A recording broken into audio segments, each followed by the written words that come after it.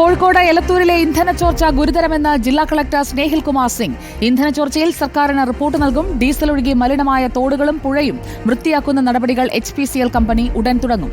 ജലസ്രോതസ്സുകൾ ശുചീകരിക്കുന്നതിനുള്ള കെമിക്കൽ മുംബൈയിൽ നിന്ന് എത്തിക്കുമെന്നും ജില്ലാ കളക്ടർ പറഞ്ഞു. പ്രതികരണത്തിലേക്ക്.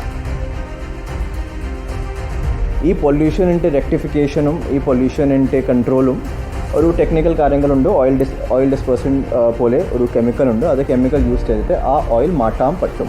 അത് നമുക്ക് ചെയ്യുന്നുണ്ട്. അത് അവർ ഓൾറെഡി നടപടി സ്റ്റാർട്ട് ചെയ്തിട്ടുണ്ട് HPCL. And they have to clean the entire water ബോഡീസിലെ പൊല്യൂഷൻ വളരെ കോംപ്ലിക്കേറ്റഡ് ആണ്. കാരണം ആ ഡീസൽ വളരെ ഫാസ്റ്റായിട്ട് പോകുന്നുണ്ട്.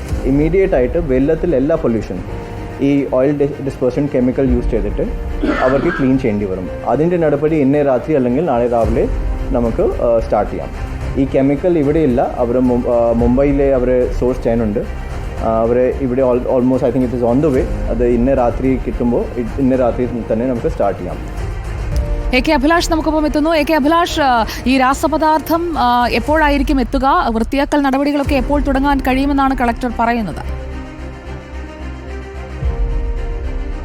സുജിയ, സാങ്കേതിക സംവിധാനങ്ങളിലെ പോരായ്മ തന്നെയാണ് ഇത്തരത്തിലൊരു ദുരന്തത്തിലേക്ക് എത്തിച്ചിരിക്കുന്നതെന്നാണ് ജില്ലാ കളക്ടർ തന്നെ പറയുന്നത്. പക്ഷേ വലിയൊരു ദുരന്തം വഴിമാറിപ്പോയി എന്നുള്ളൊരു ആശ്വാസം കൂടി ജില്ലാ ഭരണകൂടത്തിലുണ്ട്. ഏതായാലും ഇപ്പോൾ ഈ പ്രശ്നം, അതായത് ഏതാണ്ട് 1.5-2 കിലോമീറ്റർ ദൂരത്തേക്കാണ് ഈ ഡീസൽ വ്യാപിച്ചിരിക്കുന്നത്. അതുകൊണ്ട് തന്നെ ആ മേഖലയിലുള്ള ജലസ്രോതസ്സുകളെയൊക്കെ ഇത് സാരമായി ബാധിച്ചിട്ടുണ്ട്, മലിനീകരണമായിട്ടുണ്ട്. അതുകൊണ്ട് തന്നെ അവിടെ ശുദ്ധീകരിക്കുക എന്നുള്ളത് ഉത്തരവാദിത്തം HPCL കമ്പനിക്ക് തന്നെയാണ്. ഇതിനാവശ്യമായ കെമിക്കൽ ഇന്ന് രാത്രിയോടുകൂടി തന്നെ പ്രദേശത്ത് എത്തിക്കും. മുംബൈയിൽ നിന്നാണ് ഇത് എത്തിക്കേണ്ടതെന്നാണ് ഇപ്പോൾ അറിയിച്ചിരിക്കുന്നത്.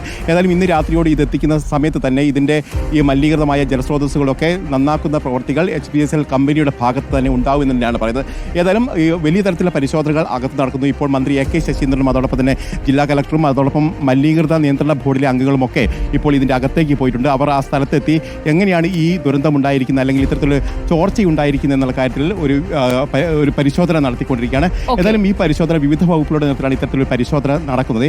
ഈ പരിശോധനയ്ക്ക് ശേഷമായിരിക്കും മറ്റുള്ള നടപടികളിലേക്ക് പോവുക എന്നാണ് അറിയുന്നത്. അതോടൊപ്പം തന്നെ ഫാക്ടറീസ് ആക്ട് പ്രകാരം ഈ കമ്പനിക്കെതിരെ HPCL കമ്പനിക്കെതിരെ ഇപ്പോൾ കേസെടുക്കുകയും ചെയ്തിട്ടുണ്ട്. അതോടൊപ്പം തന്നെ മലിനീകരണവുമായി ബന്ധപ്പെട്ട് ആ വകുപ്പ് നടത്തുന്ന പരിശോധനയ്ക്ക് ശേഷമായിരിക്കും ഇതിൻ്റെ തോത് എത്രത്തോളം ഉണ്ട്, അതിനനുസരിച്ചുള്ള നഷ്ടപരിഹാരം അടക്കമുള്ള കാര്യങ്ങളിൽ തീരുമാനമെടുക്കുക എന്നാണ് ഇപ്പോൾ അറിയിക്കുകയും ചെയ്തിരിക്കുന്നത്.